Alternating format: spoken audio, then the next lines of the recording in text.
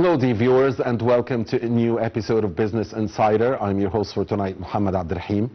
And tonight we'll be talking about the role of AI, artificial intelligence, in developing scientific research and the educational process at large. And with us here in the studio is our dear distinguished guest, Dr. Nevine Makram Labib. She is an AI professor and she is the Vice President of the Egyptian Society for Information Systems and Computer Technology. Always a great pleasure to have you with us, Dr. Nevine. Thank you very much. Thank you. That is all mine. Thank you. Dr. Nevine, please allow us, and dear viewers, please allow us, as we always do in the program, first watch a report about our main topic for tonight, and then we'll come back and start our discussion. Please stay with us. Minister of Communications and Information Technology Amr Talat met with Japan's Minister for Internal Affairs and Communications Tsuchiro Mukarami in Tokyo on the sidelines of the Sushi Tech Tokyo 2025 to discuss strengthening bilateral cooperation in the CIT, artificial intelligence and postal services. The ministers reviewed progress on the Memorandum of Cooperation signed in 2023, covering areas such as digital infrastructure, cybersecurity and postal services. Discussions also focused on aligning efforts in artificial intelligence with the second edition of Egypt's National Strategy 2025-2030 through pillars including governance, capacity building, support for startups and innovation centers and infrastructure development. Both sides explored further collaboration in cybersecurity by exchanging expertise and best practices, as well as ways to enhance postal cooperation through service development and logistical solutions to boost e-commerce. Earlier, the minister said that Egypt is also aiming to empower startups specializing in artificial intelligence to grow their businesses and attract more investment in the sector. Minister Talat's remarks came during the Shaping the Horizons of Artificial Intelligence in Egypt's forum, organized by Egypt's Information Technology Industry Development Agency, ITIDA, in cooperation with 500 global entities. The event was attended by representatives from AI companies, venture capital funds, and various sectors interested in AI applications, as well as entrepreneurs and startups. Minister of Communications and Information Technology Amr Talat also has recently witnessed the signing of a Memorandum of Understanding between the Ministry and the Microsoft Egypt aimed at advancing Egypt's National Artificial Intelligence Strategy 2025-2030. The agreement focuses on building AI capabilities among youth and government employees, while promoting the responsible and sustainable use of AI technologies.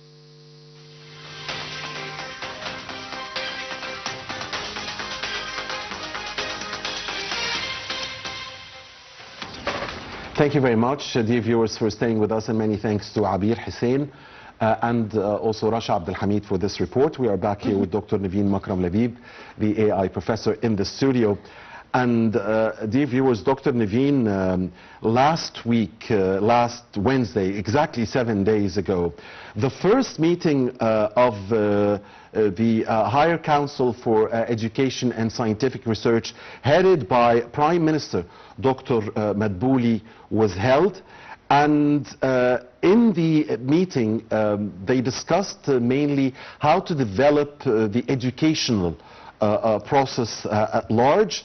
And the Prime Minister stressed on the importance of making use of the AI applications in developing the educational process. How do you see that move by the government here, and how can we best use AI applications, Dr. Nevine, in developing the educational process at large? Actually, we already started doing so, because we have many interdisciplinary and multidisciplinary programs, if we dare say. So we have, for example, AI for medicine, AI for agriculture, AI for media, and so on. And these are educational programs for the undergrads in different universities, whether we're talking private universities or governmental ones. So we already started this methodology, since it's very important, because Not all the people need to learn the AI technology from a technical perspective, but we all need to know how to benefit out of these technologies. It seems there is awareness from the part of the government, Dr. Nevine, of the important role AI can play in all domains, and here, last week's meeting, a focus on education, higher education, and scientific research. Yes, because again, we can make use of AI in different ways. Like, for example, developing the ITS, the intelligent tutoring systems, like providing personalized content, local content. That's a main objective for us, since we need to make use of the AI technologies while preserving our values, and that's a main challenge for Egypt and for many countries. That's why we need to enable our youth by providing them with the education, the training needed, so as to be able to develop our own systems here, and then to benefit out of these systems in order to meet the different challenges and to solve the different problems of our community. Very important point that you mentioned here when you said we have to do this while preserving our values. So how do we get the tutors, the main people like yourself tasked with educating others about AI and the importance of AI, and how to get the advantages of AI while trying to avoid its disadvantages? How do we prepare this upcoming generation of teachers or professors? I think this is very important, because they are the ones who are going to lead the way. That's why we always say that we need to start by the TOT, training of trainers, because we need first of all to educate the professors, the tutors, the teachers, the mentors, and all of the stakeholders in this educational ecosystem, so as to be able to provide the students with these required skills and competencies. That's what we need to do first of all. Focus on the teachers, focus on the professor, the university professor himself or herself, and providing them with all of these skills, so as to be able again to benefit, to be able to provide the personalized learning, to provide intelligent assessment, to deal with the special needs students and so on, to provide better educational services for everybody. I guess, Dr. Nevine, that this is important, I believe, at all levels and stages, not just for university, but where do we start? I mean, do we start in the primary education, in the secondary education? Where do we start? We should start with the primary. That's very important, especially that we already have many initiatives targeting students of 9 years old. So we're talking about students studying AI, even in a simple manner, but after all, they know what AI is, they know what deep learning, what generative AI is, how to benefit out of it, the different applications, and they're very interested in this domain. So we need to start very early with our students. And surely the preparation or the skills required for the teachers would be different according to the stage they teach, right? I mean, the ones who are teaching primary school students would be different from the ones who are teaching secondary or high school students, and those would be different from those who are teaching university students. Okay, let's say that we have the same skills, but I think and I believe that the way to engage students will be different. That's the main difference. But if we talk about the AI technologies, how to make use of these technologies in education and in training, it's the same. But how to adjust and accommodate these strategies is based upon the age that you're targeting. How to engage the students is very different based on the age. Right. And what about the preserving the values point that you mentioned? This is a very sensitive topic, and it's also very important. So how are we faring in this domain? the values aspect of AI? Actually, it's crucial. So we need to focus on preserving our values by developing our own systems.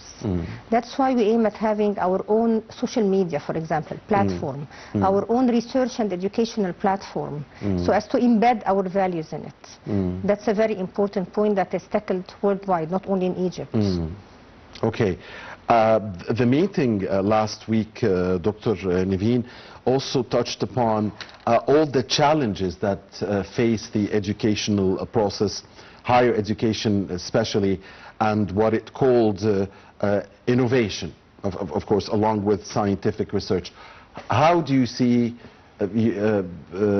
these challenges? What are the main challenges? The biased data is a main challenge. Today we had a thesis defense and we were tackling this point. Since we relied on data that is provided by a data set that is available online, then we were tackling how to deal with the bias, because these data may be biased, and then you will have some results based on it that are biased again. The privacy of the data and the regulations, the security. These are main challenges whenever we're talking about innovation, about research, and so on. Indeed, Dr. Nevine.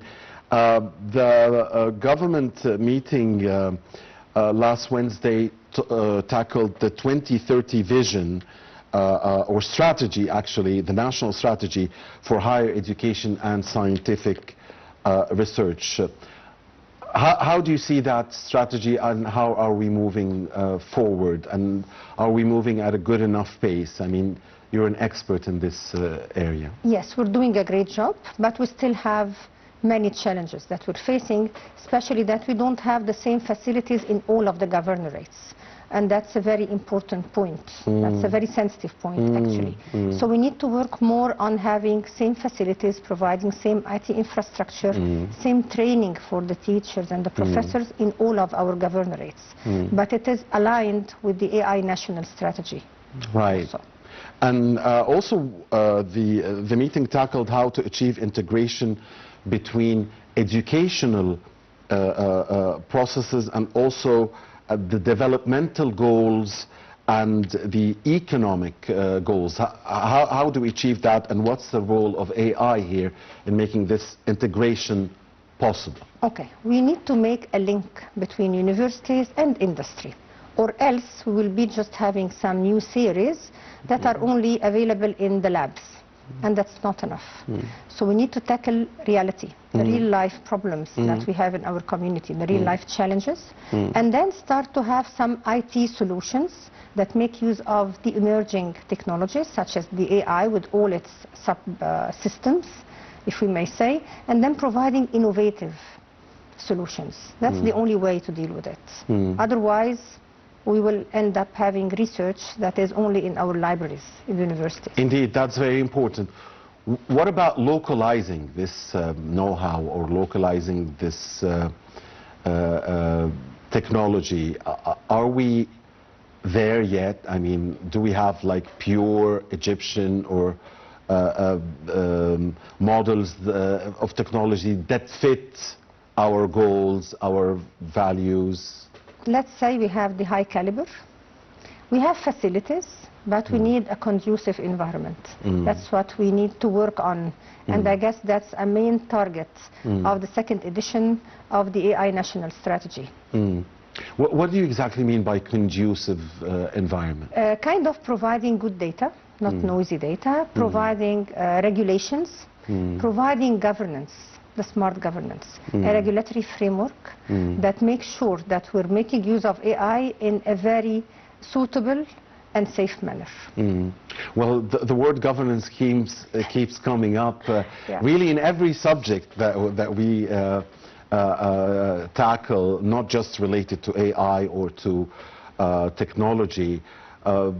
So how are we doing when it comes to governance? And I guess this is a challenge that is facing the entire world, not just us. Yes, it's not only Egypt. Yeah. We're working on having kind of regulations that are making sure that AI is not threatening humanity. Because we may have very good systems, that are controlling people, and that's not acceptable, or that are threatening the confidentiality and security of data, and that's again not acceptable. So we need to regulate the use. And maybe the only, let's say, nation that were able to do it, maybe we're talking about the EU, the European Unions, because they have kind of laws and regulations that are dealing with this problem. How to make sure that AI is being used in a safe manner. And so you think in this area, the EU is ahead of the US or China or Japan? Yes. Actually, they already have the laws and regulations. For us, we have the Charter for Responsible AI, which is very important. But we're now working on imposing it in the form of regulations, not only having ethical aspects, but we need also legal aspects. By the way, the general presumption is among non-specialized people that the USA, just as it is leading the world in almost every domain, that it is the leader in AI. Question here to you, how does China compare to the US in AI? How does Japan compare? How does the EU compare? How do the Russians compare? Okay. All of these mentioned countries, India is very strong when it comes to the programming aspects. They're very good and very competent. Definitely US is doing a great job, but I was talking about the regulations parts. Right, Yeah, I understand. that's very important, but related No, that's a different question. It just pops to everybody's mind. I mean, and I know, of course, that you had a leading academic role in when it comes to Indian technology, but so we will never, of course, forget India as a leader in this domain, but basically the comparison between the US and China, I mean, that's they must be 1 and 2, I mean. That's the core that we're having now with the DeepSeek and Manus. So they are 1 and 2? Kind of, because now it's a very tough question to answer, especially after DeepSeek. Because with DeepSeek, then it wasn't easy at all, because they proved to the whole world that they can develop generative AI in a simpler and less expensive and maybe more efficient as well. And then we had the So there is a debate here. It's not a guarantee that a safe thing to say that the US is #1 in technology. After China what happened, now, after what happened with DeepSeek, it became a very tough question. Okay. And then we had Manus. With Manus, we're talking about AI agent. It's as if you have a personal assistant that is doing the job for you. That's much higher than having just ChatGPT or DeepSeek. Right. But the two of them, the Americans and the Chinese, are ahead they're ahead of the rest, clearly? Yeah, right now, yes, although the EU is doing, again, a great job, because we're talking EU, so it's not only one country, and you have many initiatives there, and you have funds. Again, that's a very important requirement for the scientific research. Sure. And it's very important for us here in Egypt. So what about the funding aspect of getting AI involved in educational development and in scientific research and higher education? Are we facing problems when it comes to funding? It's not facing problems, but it's needing more funds. Because with AI, you need labs, you need to enable the students, you need training programs, you need software, you need robots. So you have many requirements that need, again, funds. But we already have our incubator in the ministry, which is a good start, because this incubator deals with all of the startups, and that's a great point, and a very important point, especially for the students and the fresh graduates. And I think that now we joined many initiatives, especially with Europe and with France. So we started having funds. It's not the main challenge. I guess, again, the main challenge is the governance, the regulations, and the ethics, because we need to work on having localized content. That's the main fear for all of us. Of course, it must be. But here's the dilemma. How can we have this privacy? How can we have this localization while we are depending on international institutions? I don't know how dependent are we on them, but it's a dilemma, isn't it? I don't think we're dependent, but I perceive it as kind of knowledge sharing and knowledge transfer, which is quite different. And we have our students, our youth, that are capable of developing these technologies, but we need to provide them again with the supportive environment. Because else they go to other companies that are worldwide, they develop the systems, and then we have to buy and get these systems under different names. I was just going to ask you, I mean, about this specific point. You said we have brilliant minds, but you said the conducive atmosphere, so those brilliant minds might do very well abroad or do better than they do here, but we want them here. So we want to develop the system here and to make that conducive atmosphere available so as to benefit from our brilliant minds.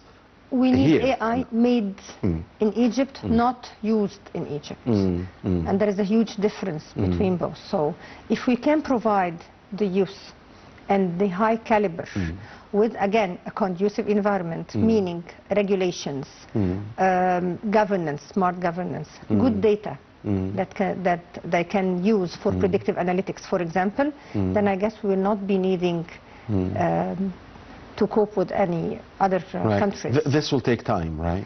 Definitely. Made in Egypt. Yes. Yeah, AI. But we started already with the second edition of the National AI Strategy. And I see that our students, like for example today we had many dissertations and thesis defense in our academy, in Sadat Academy. I'm chair of department there.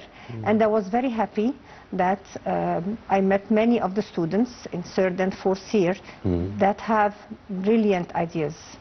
They just need the incubator, they just need some guidance from us as professors, and they need, again, a supportive environment, so as to be able to have their ideas come to reality. So you do see the enthusiasm in the eyes of our youth? This generation loves AI. So that's Is it mainly boys or girls? I mean, both. Okay. And again, that's good. I mean, good news for all of us, because we used to see only boys, and that was not really nice. But having boys and girls on same foot is good. Absolutely. Now, Dr. Nevine, you mentioned earlier about the importance of linking AI with the industry. I want to ask you about linking AI with the economy at large. I mean, industry is part of the economy. So, and about linking AI with our sustainable development goals. Okay, it's very simple. Now we will link the university with the industry. And the industry is more aware of the current problems and current challenges. And we have the national strategy that is tackling all of the sectors. We have the priorities, like, for example, education and healthcare. So we'll be able to guide our students and the graduates to work in these fields, to provide, for example, some systems that can make better diagnosis, better recommendation when it comes to healthcare, better educational services for those who have some special needs, and so on. So that's the link that we're talking about. Right. Having this link is very important, so as to be able to achieve all of the 17 SDGs. Because you're talking about fighting poverty, you're talking about better health care and educational services, coping with the climate change and many disasters as we're encountering worldwide right now. Thank God we don't have the earthquake disaster. Egypt is safe, I mean, from... Thank God. From this belt, Exactly. So we have many problems that we can tackle. We have our priorities, but we need to guide the students and to guide the researchers so as to be able to provide some innovative solutions in the form of IT solutions and AI solutions for these current problems. we need this link. If you have this link, then you will be able to solve the problems, and definitely this will have a great impact on economics. I mean, you're talking about the economic status of the country. So, like for example, you need better systems for agriculture. That's very important. Who will be able to tell us as university professors? It's the industry leaders. Right, and I'm very glad that you mentioned the healthcare and the medical sector, because I guess for humanity, this is where AI can really be of great benefit. I believe that you started going into AI by studying the role of AI in the medical field, correct? Exactly, that's my specialization, the medical informatics. Right. And I see that we're doing, again, a great job. Like here in Egypt? Yes. Having Very many, good to hear. many researchers working in this field, and we're not only talking about IT people or IT professionals that are applying AI in the medical field, like the thesis that we were having the defense today. This morning we had it. It was about the deep learning system that can help diagnosing blood cancer, and that was very important. Of course. But we also have other students and researchers from the medical field applying AI.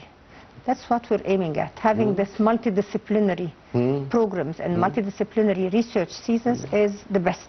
That's the best combination. Absolutely. From both sides. Yeah, yeah. And these doctors must study AI or should study AI, and I mean, doctors should be there as well. I mean, yeah. Of course. Yeah. They already started, by the way. They did not wait for us even to start the multidisciplinary program. Again, they very good to hear. Again. There are many educational platforms, but we need to have our own platform. But this great development or leap that is happening globally, and you're comforting us and telling us that it's also happening in Egypt, the advancement of AI use in the medical field is not going to let us not need or less needy to doctors. Like, I don't remember if it was Elon Musk or who said it recently, that in 50 years time or something we won't have any doctors. I really don't remember who said it, but you don't believe in that. I personally don't. I'm not an expert, but you're the expert, so no, I you don't agree, because especially when it comes to medicine, I believe that we need the medical doctors, but we need to assist them with some technologies. Like, for example, if you have the telemedicine equipment, then this same doctor can provide better services to a wider audience. Yes, exactly. He doesn't have to move to all of these areas, and sometimes he or she cannot go there. And the patients themselves don't have to... Exactly, like what happened during coronavirus. Right. So I believe that we need only to assist them, not to replace. But I mean, it sounded weird to me, at least to me. I mean, what do you mean we're not going to need doctors? I mean, some people think that having a system is enough. But I still believe that we need the medical doctors. Some of your colleagues believe so? Yeah. That the system is enough? Yes, that the system, if well trained, will be enough. But you are from the school that says, no, we will always need our minds, our doctors, our engineers, With the medical doctors, I think that they have this human touch, the care that they should provide to their patients. That's the key. It's not only it's not an if-then rule. It's not if Nevine has these symptoms, then this will be translated into or diagnosed as the specific disease, and that's it. But maybe using the data of Nevine and then comparing and matching these data with other patients' data, if we may say, then maybe we can come up with a more accurate diagnostic, and then coming up with kind of a personalized treatment for the patient, but not replacing. I still care about this human touch. Of course. I mean, I am from your school. Now, what about the partnerships with international universities, with foreign universities, in developing our educational system here, and in in learning how to best use AI in developing the educational process. How do you see these partnerships, and how are we faring in this field? Again, I see it as knowledge sharing and knowledge transfer. Kind of having to know the best practices. Like we say that we have successful stories, and then we have the lessons learned. So maybe if we get to know more about how other countries have applied the AI technologies in their educational field and educational sector, then we will learn, and then we will not have to start from scratch. But then we have, again, to develop our own systems, because we're different. We have our cultural aspects, we have our values. I'm not saying that might be the same, but definitely we have some differences here. Of course. So we have to develop our own systems, again, the localized contents. Again, is the main, again, the main challenge is governance. You mentioned this more than One once. of the main challenges is governance, the regulations, the accountability. If you make use of the AI systems, who will be held accountable, especially in case of any error? That's why I don't believe that the AI systems will replace medical doctors, because with medical doctors you're talking about human beings that may be affected. Who will be held accountable for this? Yeah, I mean, I was shocked when I heard an iconic technology figure saying that. Again, I don't remember if it was Elon Musk or somebody else, but I was shocked when I heard it. But from my entourage, a lot of people now just talk to Chat GPT, and ask it about their medical advice. And medical advice, and they keep talking to them. And remember me, I asked you before about this, and I asked you before about that. So it seems that was a surprise to me. It seems that Chat GPT was saving the data or something. They know that they have the previous conversations already saved. Yes. So and I discovered that it was not just 1, 2, or 3, or 5 persons that are doing this. I discovered dozens, are doing this. So I was that, to me at least, this was a surprise. The point is that this advice... And they really trust it. Yes, that's the point. Most of them really trust although it's not 100% accurate. Definitely it's not 100% For sure. Because it comes from other people's opinions. Yeah. So said who that this is accurate, and then Absolutely. they start thinking that they have a certain disease, and then maybe sometimes they start taking the medicines as well. They're very convinced that ChatGPT knows everything. Yeah, especially younger generations, I guess. Everybody. Even the elderly are now starting to believe in it. They're very happy that they have someone, if we dare say the word someone, to talk to. And sometimes they discuss some personal issues. Yeah, they do. Yeah. Yeah, sometimes, exactly. Sometimes they ask them about, my dad did this with me, or my mom did, or my wife, or my brother, or my friend. One of the professors told me so. This is dangerous. He said that I had a fight with my wife, and then I was really in a bad mood, and I was using ChatGPT for just to ask about some issues related to next day's lecture. And then I thought about asking ChatGPT about this issue, and you know what, doctor? He came up with a very nice advice, and it was very efficient. So I followed his advice, and everything went well with my wife. So I'm very happy now. Well, that's his experience, but I mean, I'm sure that other people's experiences would be different. At least if my son comes to me and tells me, ChatGPT told me that you were wrong because of X, Y, and Z, we would get into a fight. No, ChatGPT was very wise. So he told him to be nice with his wife. No, it's very different. Sometimes it can give you a nice advice, but you cannot rely solely on the advice. You've got to have some critical thinking skills, so as to be able to know if the advice is accurate or not. Not to take it like copy-paste, like what some of the students Well, you know what? What you're saying now is a very nice advice. The critical thinking. Let's think about Listen to it and then, yes, yeah. listen to it. It's an advice. It's like, for example, when you ask me about my opinion, and then I tell you my opinion, but it doesn't have to be right. That's an opinion. Right. We have to perceive it as an opinion. Always a pleasure to have you with us, Dr. Nevine. Dr. Nevine Makram Labib, the AI professor, the head of department at Sadat Academy and the vice president of the Egyptian Society for Information Systems and Computer Technology. Thank you for being with us. Hope to see you again soon. Thank you very much. Thank you, and thank you, dear viewers, for watching us. Please stay with 9 TV.